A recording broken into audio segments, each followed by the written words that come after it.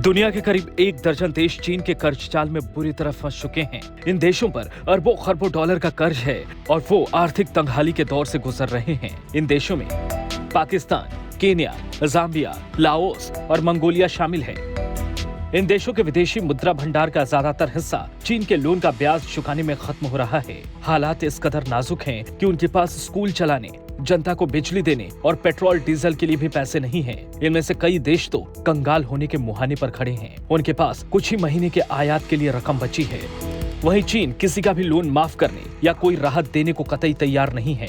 इसके साथ ही ये भी साफ नहीं है कि चीन ने इन देशों को किस शर्त पर और कितना लोन दिया है। सब कुछ हिडन है, जिसके चलते दूसरे मुल्क भी चीन के कर्ज जाल में फंसे इन देशों की मदद के लिए आगे नहीं आ पा रहे हैं। चीन का ये कर्ज जाल कितना डरावना है, इसकी ताजा मिसाल श्रीलंका और जाम्बिया है। ये दोनों ही देश डिफॉल्ट कर चुके हैं। श्रीलंका के 1 साल पहले डिफॉल्ट करने से वहां उद्योग जगत की 5 लाख नौकरियों पर गाज गिर चुकी है। महंगाई दर 50% के पार निकल चुकी है और देश की आधी से ज्यादा आबादी गरीब हो चुकी है।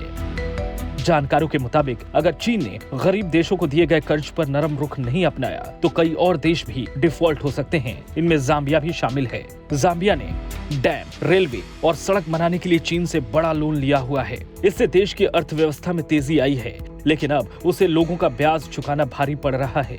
जाम्बिया में हेल्थ केयर, सोशल सर्विसेज और सब्सिडी के लिए पैसा नहीं है।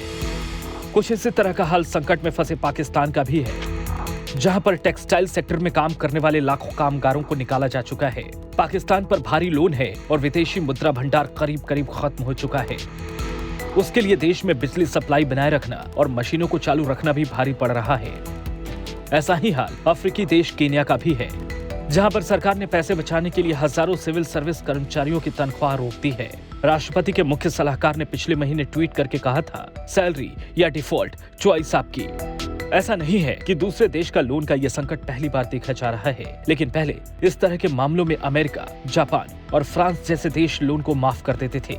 लेकिन चीन के मामले में ऐसा नहीं है। वो अपनी एक एक पाई वसूलने में यकीन रखता है। यही वजह है कि चीन का लोन चुकाते चुकाते कई देश बर्बादी की कगार पर पहुंच गए हैं। चीन का कहना है कि उसने मुसीबत के समय इन देशों की मदद की है। साथ ही उसका दावा है कि उसने 23 अफ्रीकी देशों का लोन माफ कर दिया है, लेकिन ये लोन 2 दशक से भी ज्यादा पुराना है और उसके कुल लोन का महज 5% है।